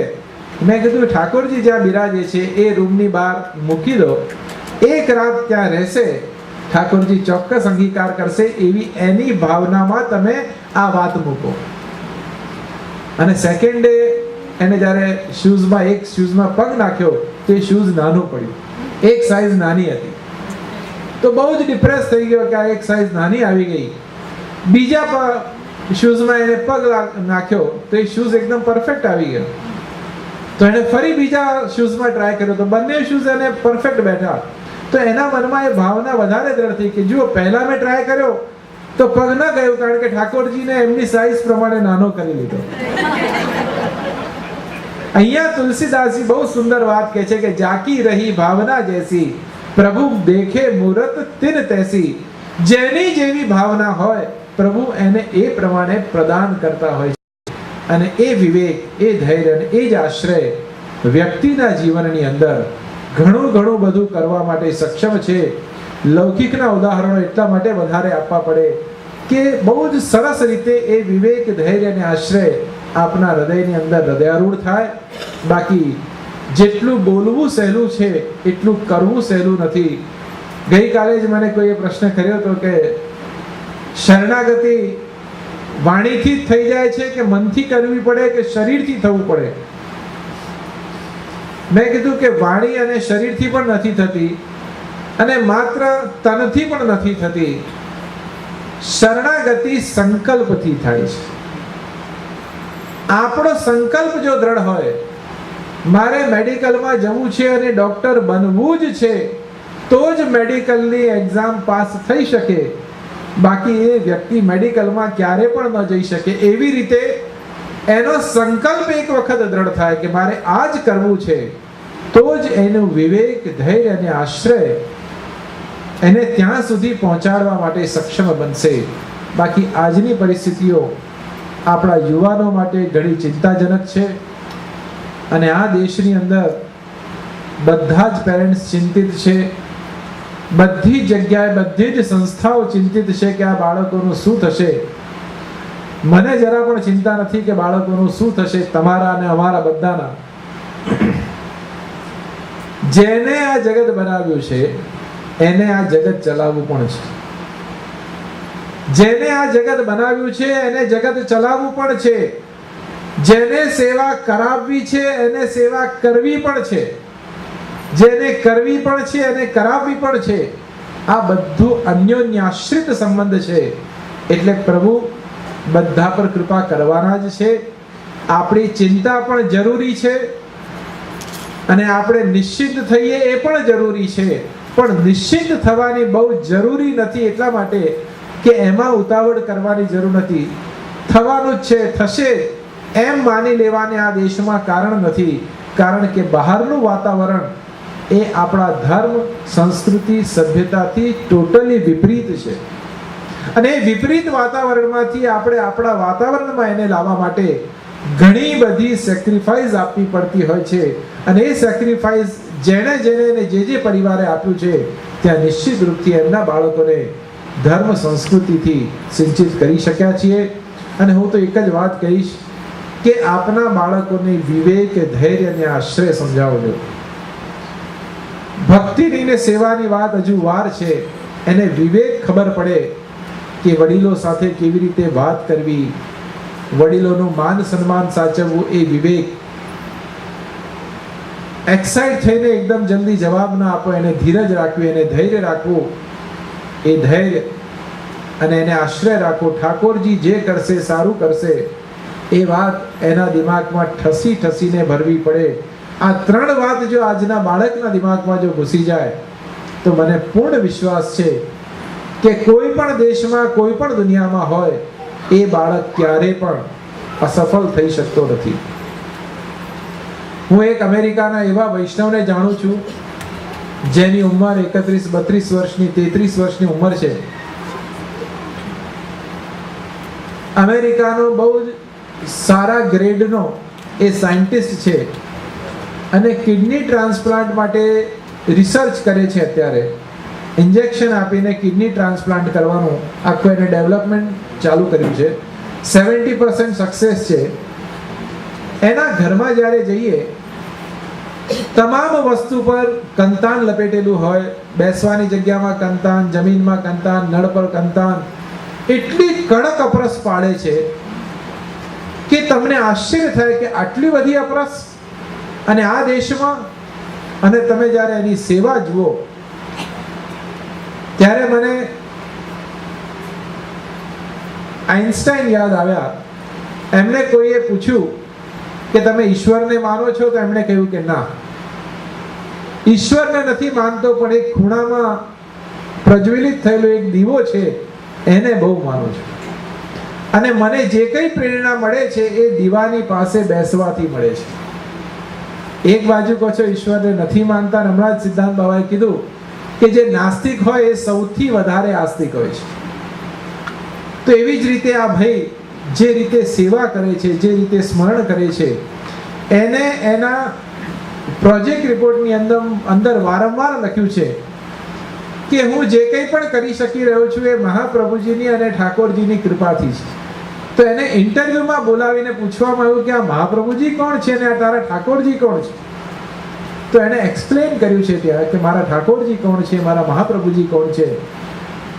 એના જેટલા સબોર્ડિનેટ સાયન્ટિસ્ટ છે એ લોકો કહે છે કે અમને એ વ્યક્તિને મળવું છે, મહાપ્રભુજીને મળવું છે, તારા ઠાકોરજીને મળવું છે. તો ઘણી વખત વ્યક્તિનો દ્રઢાશ્રય જે છે એને ઘણી ઊંચાઈઓ સુધી સિદ્ધ કરાવે. એટલે આપના બાળકોને તો હું એટલું જ કહીશ કે વિવેક, ધૈર્ય અને આશ્રય લૌકિક ભાષામાં સમજાવો, ધાર્મિક ભાષામાં નહીં. ધર્મની પરિભાષાઓ જુદી છે અને પરિવારની પરિભાષાઓ જુદી છે. એ બંનેને જુદી રાખીને એને આપ સમજાવવાનો પ્રયત્ન કરશો, મને લાગે છે કે ધીરે ધીરે કરીને એનું જીવન નિશ્ચિત રૂપથી ધાર્મિક બનશે. બાકી મહાપ્રભુજીની અંતિમ આજ્ઞા પણ હનુમાન ઘાટની યાદ આવી રહી છે. જ્યારે શ્રી મહાપ્રભુજી આસુર વ્યામો લીલા કરી અને ગંગાજીના કિનારે ઊભા છે અને ગોપીનાથજી અને ગુસાઈજી પ્રભુચરણ વિનંતી કરે છે કે કૃપાનાથ આપ ભૂતલ પરથી પધારી રહ્યા છો તો અમારા માટે શું આજ્ઞા છે? અદ્ભુત વાત. 3.5 શ્લોક પુષ્ટિ માર્ગમાં બહુ પ્રસિદ્ધ છે. યદા બહિર્મુખાયુયમ કથમિષ્યતિ ભવિષ્યતિ તદા કાલ પ્રવાહસ્તા દેહચિત્તા પયોચ્યુતા સર્વથા ભક્ષ્યિષ્યંતિ યુષ્માનિતિ મતિર્મમ. મહાપ્રભુજીએ એ પરમહંસ અવસ્થામાં હતા એટલે બોલતા નતા. જમીન પર એક પથ્થર લઈને એમણે લખ્યું કે યદા બહિર્મુખાયુયમ, જો તમે ઠાકોરજીથી બહિર્મુખ થશો તો તદા કાલ પ્રવાહસ્તા, આ કાલનો પ્રવાહ તમારું ભક્ષણ કરી જશે. તદા કાલ પ્રવાહસ્તા દેહે ચિત્તા પયોચ્યુતા, તમારા દેહ સાથે તમારું શરીરને ખાઈ જશે આ કાલ. સર્વથા ભક્ષયિષ્યન્તિ, બધી જ રીતે ખાઈ જશે. હું જ્યારે અમેરિકા આવું ત્યારે મને આ શબ્દ યાદ આવે, સર્વથા ભક્ષયિષ્યન્તિ, બધી જ રીતે એ કાલ આપણો કોળિયો લઈ રહ્યો છે. આપણું ધન હોય, પરિવાર હોય, બાળકો હોય, સંસ્કારો હોય, સંસ્કૃતિ હોય, એ બધું અત્યારે આ પ્રવાહના કોળિયાની અંદર આપણે ઘૂસી ચૂક્યા છીએ. હવે એમાંથી કેટલું બચાય, કેટલું વધારે આપણી જાતને આપણે બચાવી શકીએ, હવે એ જ પ્રયત્ન કરવાનો છે. અને એ પ્રયત્ન માટે આપણે વિવેક, ધૈર્ય અને આશ્રયનો આધાર રાખી આપણા જીવનની અંદર ઘણા બધા પરિવર્તનો કરવાની આવશ્યકતા છે. આપણા બાળકોને આ 3 સંસ્કાર આપીને આપણે આપણા જીવનને ધન્ય અને કૃતાર્થ કરવાનો પ્રયત્ન કરીએ. વિશેષ તો આજે કંઈ કહેવું નથી, પણ શ્રી મહાપ્રભુજીના 539માં જન્મદિવસના ઉપલક્ષમાં ખૂબ સુંદર રીતે આપ બધાએ ઉત્સવ મનાવ્યો એવું મેં જાણ્યું. શ્રી ગુસાઈજી પ્રભુચરણના 5 શતાબ્દીના ઉપલક્ષમાં ખૂબ સુંદર રીતે સમગ્ર વિશ્વની અંદર આનંદ સભર આયોજન કરવામાં આવ્યું. મને પણ કહેવામાં આવ્યું કે આપ ગુસાઈજીનો 5 શતાબ્દી ભવ્યતાથી ઉજવો. મને એમ લાગ્યું કે મારે ભવ્યતાથી આ વખતે નથી ઉજવવું, પણ ઘરે ઘરે ગુસાઈજીના શબ્દો પહોંચે એવો પ્રયત્ન કરવો છે. અને દયારામભાઈની એ વાત યાદ આવી કે તુજ સાથે કોઈ વૈષ્ણવ થાય તો તું વૈષ્ણવ સાચો, તારા સંગનો રંગ ન લાગે ત્યાં લગી તું કાચો. આપણી વિચારધારાને બીજા વિચારધારાથી ઓતપ્રોત કરીને આપણે આગળથી આગળ વધતા જઈએ. વિવેક, ધૈર્ય અને આશ્રયને આપણા જીવનનું પરમ અને ચરમ લક્ષ્ય બનાવીએ. શ્રી મહાપ્રભુજીના આ જગતમાં અદ્ભુત સિદ્ધાંતો છે. આવા અદ્ભુત સિદ્ધાંતો આપને દુનિયામાં ક્યાંય જોવા નથી મળવાના. એવા અદ્ભુત સિદ્ધાંત શ્રી વલ્લભે કૃપા કરીને આપણને આપ્યા છે. આપણે દીક્ષા લીધી છે, આપણે બ્રહ્મસંબંધ લીધું છે, આપણે પ્રભુને સર્વ સમર્પણ કર્યું છે. તો આપ આપણી ભાવનાથી, વિચારથી પ્રભુની શરણાગત થઈને એમની કૃપા પ્રાપ્ત કરો. એ જ અભ્યર્થના, એ જ મંગલ કામના, એ જ શુભકામના સાથે હું મારા અલ્પ વક્તવ્યથી વિરામ દઉં છું.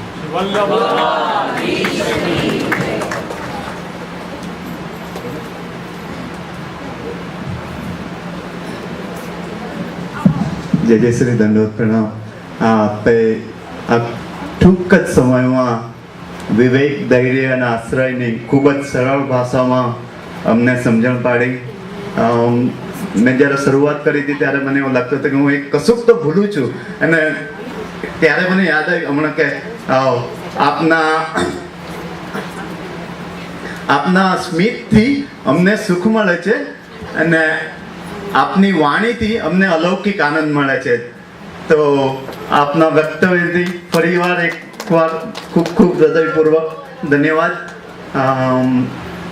હવે આપણે નેક્સ્ટ કાર્યક્રમ શરૂ કરીએ છીએ, જે અમારા વિદ્યાર્થીઓ છે તેમને સર્ટિફિકેટ અવોર્ડ સેરેમની કરવાની છે. તો આપ શ્રી જય શ્રીને મારા પ્રંચન પ્રણામ, વલ્લભકુલ પરિવારને પ્રણામ. જે ફરી અહીંયા પધાર્યા, મેરીલેન્ડના વૈષ્ણવોને ખૂબ ખૂબ આનંદ આપ્યો. અને આજે આપણે છોકરાઓનું યર કમ્પ્લીટ થયું છે, નધર યર ફોર એજ્યુકેશન માટે, એટલે એમને we will honour them with the certificate. અને as I call your name, દરેક જણ યુ વિલ કમ અપ, જેના ચરણ સ્પર્શ લેશો, અને દેન you'll get the certificate on this side, okay? Yeah, પણ પહેલાં સ્ટુડન્ટ્સને ઇન્ટ્રોડ્યુસ કરું એ પહેલાં અમારા ટીચર્સ છે એમને ઇન્ટ્રોડ્યુસ કરીશ. સો ટીચર્સને every other week they are busy preparing for the lecture, અને સમરમાં પણ ટીચરો ખૂબ મહેનત કરે છે છોકરાઓને માટે, દરેક વાર ક્લાસ ઇમ્પ્રૂવ કરવા માટે, ઉત્સવના સ્કિટ્સને પ્રોગ્રામ કરવા માટે. So parents please welcome the teachers. First I will call આ વર્ષે નવા ટીચર છે આપણી સાથે લાલો લાલી ક્લાસમાં. શી ઇઝ વેરી ક્રિએટિવ, દરેક ઉત્સવમાં ખૂબ બધાને હેલ્પ કરે છે રેડી થવામાં, કોસ્ટ્યુમ્સ કરવામાં. અને સંગીતાબેન સેટ, please come forward. Sangitaben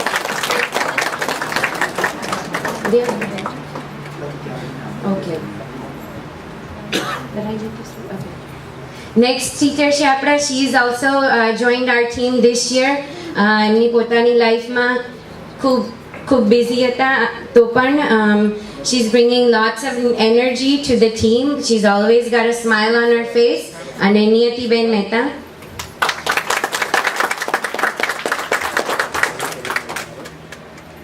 third teacher છે આપણા, she is also from the લાલો લાલી ક્લાસ.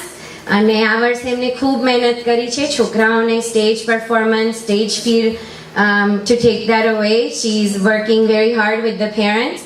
મેઘના દેસાઈ.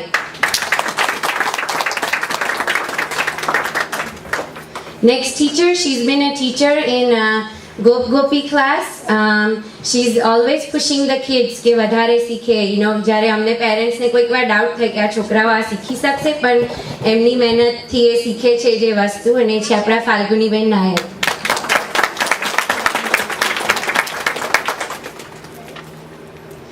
નેક્સ્ટ ટીચર, આ વર્ષે she was not directly teaching a class.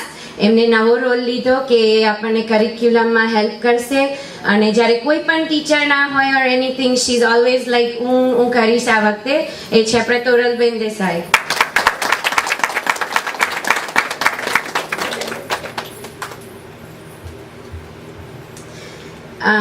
Next two teachers, ઘણા જ વર્ષોથી આપણા ટીચર્સ છે બેવ. અને પોતાનો like when we decided to start, તવાસ્મી અને વ્રજ કેન્દ્ર, they both have been teaching. અને ફર્સ્ટ ટીચર છે, જ્યારે વી ડિસાઇડેડ કે છોકરાઓનું કંઈક કરવું છે તો શી રેઝડ હર હેન્ડ કે હું કરીશ આ વસ્તુ. અને ઓલવેઝ એમને પ્રવચન સાંભળવા ના મળે, એડલ્ટ સેશન પણ સાંભળવા મળે તો પણ શી ઇઝ ઓલવેઝ વિલિંગ. અને વૈશાલીબેન બક્ષી.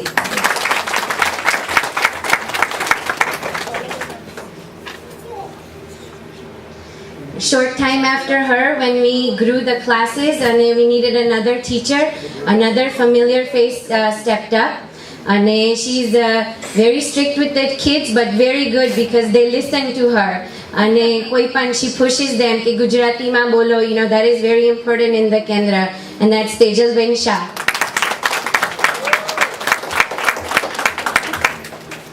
And last but not least, જેના વગર અમારું એજ્યુકેશન ચાલે પણ નહીં. She is preparing for every class. અને she is like our encyclopedia. અમને કંઈ પણ ના જાણીએ, she doesn't give up.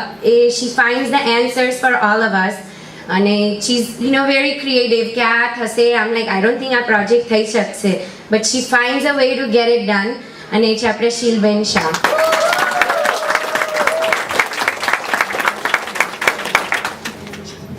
I got it. અને last but not the list, આ ટીચર્સના કોઓર્ડિનેટર છે અમારા નેહાબેન Parikh. lot of effort in Kendra activities. ગોપીનભાઈના